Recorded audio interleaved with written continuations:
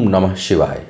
मैं हूं ज्योतिर्विद पंडित दीपक दुबे और उपस्थित हूं आपको एक महत्वपूर्ण सूचना देने के लिए कि ये जो इस जनवरी महीने का जो अंतिम सप्ताह है उसमें दो महत्वपूर्ण अवसर आ रहे हैं। एक 21 जनवरी को शनि अमावस्या है। शनि अमावस्या का कॉम्बिनेशन थोड़ा कम मिलता है, साल में 1-2 बार मिल जाता है, कभी कभी नहीं भी मिलता है। तो शनिवार को अमावस्या पड़ रही है। शनिवार की जो अमावस्या पड़ती है उसको शनि अमावस्या कहा जाता है। अमावस्या और शनिवार दोनों ही शनिदेव की पूजा और इत्यादि के लिए काफ़ी अच्छा माना जाता है। दान पुण्य, अमावस्या को पितरों के लिए भी अच्छा माना जाता है, पितृ से संबंधित शांति कर्म करने के लिए।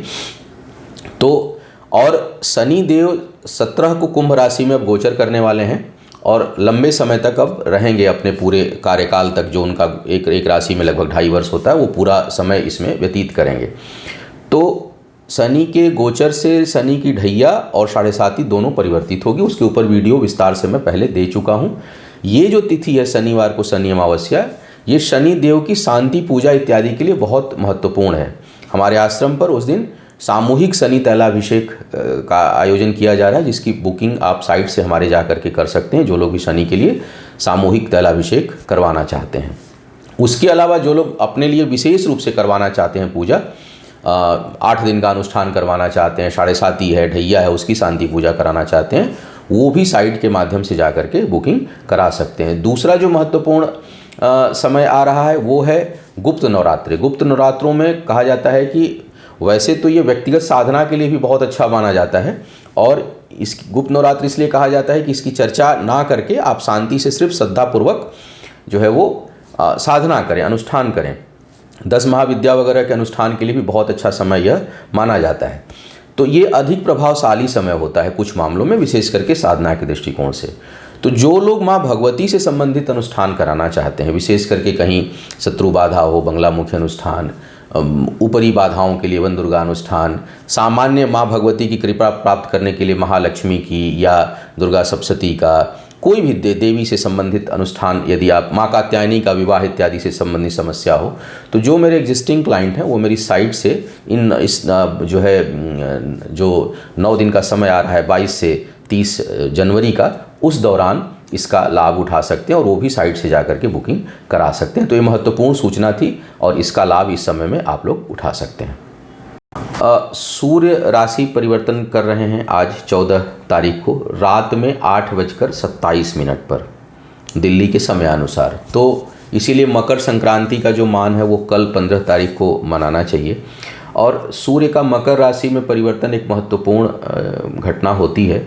शनि देव अभी इसमें है, हालांकि 1-2 दिन ही रहेंगे और जो डिग्री का फ़र्क है वो काफ़ी है। मतलब शनि अब निकलने वाले हैं कुंभ राशि में और सूर्य जो है वो अभी प्रवेश कर रहे हैं। तो जो सूर्य शनि का जो कॉन्फ्लिक्शन है एक राशि में, वो इस दौरान थोड़ा कम रहेगा। प्रभावशाली यह होगा जब कुंभ में जाएंगे। 13 फरवरी को कुंभ राशि में सूर्य परिवर्तित करेंगे, तो उस समय सूर्य शनि की युति पर कुंभ राशि के हिसाब से भी परिणाम बताऊंगा। फिलहाल सूर्य शनि की युति हो रही है, लेकिन बहुत कम समय के लिए होगी मकर में, और जो दूरी है वो काफ़ी अधिक है। इसलिए जो कॉन्फ्लिक्टिंग मामला है वो उतना तगड़ा अभी मकर में नहीं होगा, वो कुंभ में टकराएगा मामला। तो कुंभ में सूर्य शनि युति के ऊपर बात करूंगा।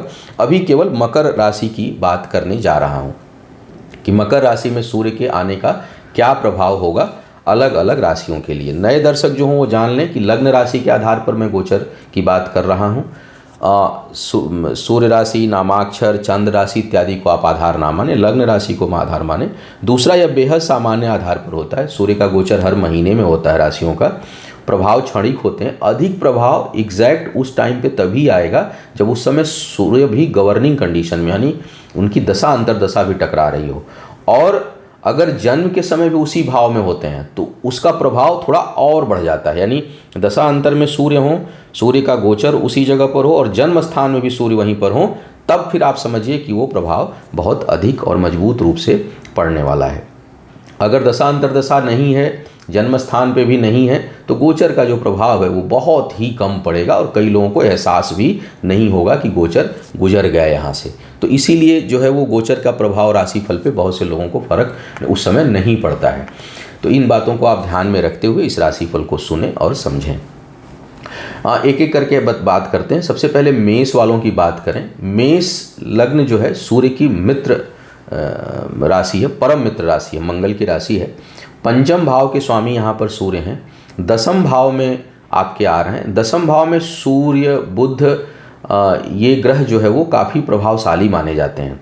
सूर्य का यहाँ पर आना एक प्रकार से राजयोग ही बनाता है। हालांकि राशि शनि की है, लेकिन फिर भी सूर्य का यहाँ आना, ऐसे लोग बहुत अच्छे सलाहकार होते हैं। शिक्षा, प्रतियोगिता और बौद्धिक क्षमता के बल पर खूब आगे बढ़ते हैं, बहुत बहुत आगे बढ़ते हैं। बड़ी ख्याति जो है आपकी समाज में होती है। हालांकि कुछ समस्या पारिवारिक जीवन में उत्पन्न होती है। पारिवारिक जीवन बहुत स्थिर नहीं कहा जा सकता। तो सूर्य के इस गोचर से पारिवारिक जीवन में कुछ नकारात्मक प्रभाव, ख्याति में वृद्धि, अच्छे लोगों से संपर्क, सलाह शक्ति में वृद्धि, शिक्षा प्रतियोगिता में कुछ सफलता, संतान प्राप्ति में विलंब की संभावना। यहाँ पर थोड़ा सा, क्योंकि 6-8 का भी संबंध बनाते हैं जब दसम भाव में जाते हैं, तो वहाँ पर थोड़ी सी नकारात्मक स्थिति उत्पन्न होगी। लेकिन ख्याति, यात्राएं, स्थान परिवर्तन से लाभ, बड़ों का सहयोग, हालांकि बड़ों से कुछ कॉन्फ्लिक्शन के साथ सहयोग मिलने की संभावना इस समय बनेगी। शनि अगर बहुत नज़दीक रहते तो तगड़ा कॉन्फ्लिक्शन होता, लेकिन उतना तगड़ा कॉन्फ्लिक्शन आपको अभी यहाँ देखने को दसम भाव में नहीं मिलेगा। तो हल्का फुल्का प्रभाव जो है उसका रहेगा, लेकिन अंततोगत्वा आपको सफलता और आपका काम बनता हुआ दिखाई दे रहा है। स्थान परिवर्तन से भी लाभ की स्थिति आपको उत्पन्न इस समय होगी। तो शुभ है यहाँ पर इनका गोचर। वृषभ वालों के लिए सुख भाव के स्वामी भाग्य स्थान पर होंगे। पारिवारिक जीवन के लिए कोई बहुत अच्छी स्थिति यहाँ पर यह उत्पन्न नहीं करेंगे। और शुक्र से कोई सूर्य की मित्रता भी नहीं है, बल्कि शत्रुता ही है एक तरह से देखा जाए तो यहाँ पर बहुत प्रसन्न सूर्य की स्थिति नहीं होती। भाग्य स्थान पर भी शत्रु राशि में है, तो कुछ रुकावट और बाधाओं का सामना करना पड़ेगा, विशेष करके पारिवारिक स्थिति के कारण। मतलब आपको अपने काम में कठिनाई, अवरोध अपने पारिवारिक जीवन के कारण जो है वो फेस करना पड़ सकता है। पराक्रम बढ़ा चढ़ा रहेगा, लेकिन कुछ मानसिक उलझनें उत्पन्न आपके लिए होंगी। तो सूर्य का यहाँ पर आना कोई बहुत योगकारी स्थिति आपके लिए उत्पन्न नहीं कर रहा है। मिथुन की अगर मैं बात करूँ तो मिथुन वालों के लिए तीसरे भाव के स्वामी हैं, अष्टम में जा रहे हैं। कहीं से कोई बहुत उचित स्थिति यह नहीं हो रही है। करीबी लोगों से मनमुटाव या विक्षोभ की स्थिति बनेगी। इस पर विशेष करके जिससे बहुत अधिक भरोसा होगा, जिन लोगों के बहुत अधिक साथ रहेगा, उनसे आपको यथा योग्य सहयोग सूर्य के कारण कम से कम तो नहीं प्राप्त होगा। कोई और ग्रह दशा चल रही हो और चीज़ें न बिगड़ें वो अलग बात है, लेकिन जैसा मैंने कहा कि प्रभावशाली स्थिति किस कंडीशन में बनेगी, और अगर वैसी कंडीशन है तो निश्चय ही अपने करीबी लोगों के साथ थोड़ा तनाव, उनके कारण नुकसान, हानि का योग बन सकता है। कर्ज इत्यादि अगर आप इस दौरान उन्हें देते हैं तो उसके डूबने की भी संभावना होगी। स्वास्थ्य को लेकर के आप सावधान रहें। विशेष करके जो आपका पेट और पेट से निचला हिस्सा जो है वो काफ़ी प्रभावित हो सकता है, तो सेहत को लेकर के भी सावधानी आपको रखनी है। कार्य व्यापार में बौद्धिक क्षमता का आप प्रयोग करेंगे, लेकिन सफलता यथा अनुरूप जो है वो प्राप्त नहीं होगी, इसकी भी संभावना है। कर्क वालों की अगर मैं बात करूं तो आपके लिए लाभ भाव के स्वामी हैं और बैठे हैं आपके सप्तम भाव में। तो वैवाहिक जीवन के लिए कोई बहुत अच्छी स्थिति उत्पन्न नहीं कर रहे हैं। जीवन साथी के कारण धन खर्च होगा। व्यापार में धन लाभ की संभावना थोड़ी कम और व्यय हानि की संभावना थोड़ी अधिक। तो बढ़ चढ़ करके निवेश ना करें। निर्णय शक्ति व्यापार के मामले में थोड़ी कमज़ोर इस समय हो सकती है। व्यक्तिगत रूप से आत्मबल बढ़ा चढ़ा आपका रहेगा। व्यक्तिगत उत्साह में वृद्धि होगी, क्योंकि जो दृष्टि जाएगी वो मित्र राशि पर, लग्न पर जाएगी, तो आत्मविश्वास में वृद्धि रहेगी। इसीलिए थोड़ा भय है कि आप कोई फाइनेंशियल डिसीजन भी इस समय लें तो वो बड़े आत्मविश्वास के साथ लें और गलत हो जाए।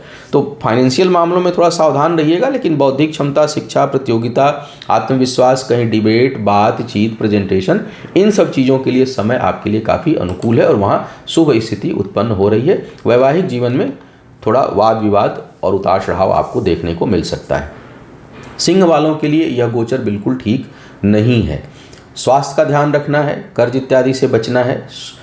कार्य क्षेत्र में शोषित महसूस करेंगे, परिश्रम अधिक करना होगा, परिणाम कम मिलेगा, यहाँ वहाँ अनावश्यक भटकाव हो सकता है। वाद विवाद और मान सम्मान, वाद विवाद से दूर रहें, मान सम्मान को लेकर सावधान रहें।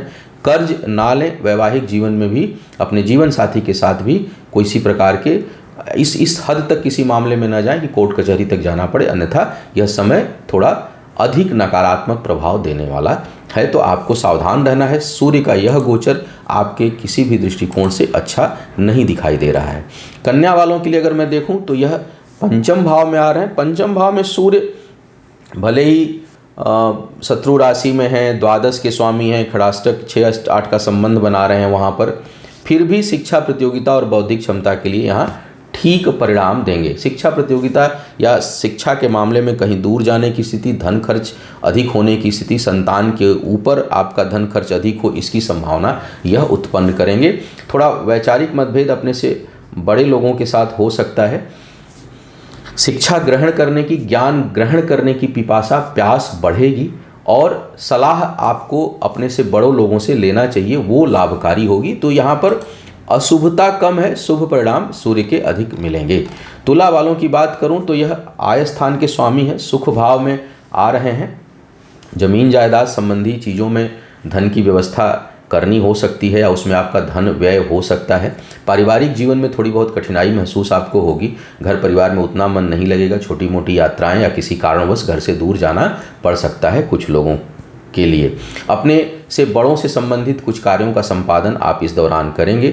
आय के दृष्टिकोण से उतना अच्छा यह समय नहीं है, लेकिन व्यय यह कराएगा। हालांकि यह व्यय कोई जाया नहीं जाने वाली है, लेकिन घर परिवार के ऊपर जो है धन खर्च होगा। बड़ों के साथ संबंध को थोड़ा बेहतर बना के चलने का प्रयास आपको करना चाहिए। पैतृक संपत्ति के मामले में यह समय कुछ हद तक सहयोगी होगा, लेकिन प्रयास बहुत अधिक आपको करना होगा। वृश्चिक वालों के लिए दसम भाव के स्वामी है, तीसरे भाव में आ रहे हैं। पुरुषार्थ पराक्रम के दृष्टिकोण से अच्छा है। बड़े भाइयों के साथ संबंध थोड़ा बहुत बिगड़ सकता है, कठिनाई वहाँ उत्पन्न हो सकती है और उतना सुख प्राप्त नहीं होगा। आप दूसरों की मदद बहुत ज़्यादा करेंगे, लेकिन आपको उतना मदद प्राप्त नहीं होगा। तो इस समय दूसरों के लिए आप अधिक सहयोगी हैं, खुद सहयोग जो है वो उतना प्राप्त ना हो, इस हिसाब से आपको चलना होगा या इस भाव को बनाए रखना होगा कि शायद मुझे उतना जो है सहयोग ना प्राप्त हो, या जिसको करें उसको बिना स्वार्थ भाव से आप करें। पराक्रम पुरुषार्थ बढ़ा चढ़ा रहेगा, भाग्य का साथ आपके लिए है, इसलिए कार्यों में सफलता मिलेगी। छोटी मोटी यात्राओं से लाभ का योग आपके लिए बनता हुआ दिखाई दे रहा है। धनु वालों के लिए अगर मैं बात करूं तो यह समय आपके लिए धन खर्च का है, बहुत अधिक धन खर्च हो सकता है। घर परिवार के ऊपर धन खर्च इस समय होने की संभावना है। वाणी बहुत प्रखर रहेगी, बोलने के काम में ज़बरदस्त सफलता आपको हासिल होगी और जो लोगों का काम यही है उनके लिए यह अच्छा अवसर उत्पन्न करेगा। कहीं इस दौरान कहीं प्रेजेंटेशन इत्यादि है तो उसमें आपको लाभ मिलेगा। भाइयों का उतना सहयोग नहीं मिलेगा। सलाह आप इस समय बहुत अच्छी देंगे और परिश्रम का परिणाम आपको प्राप्त होगा।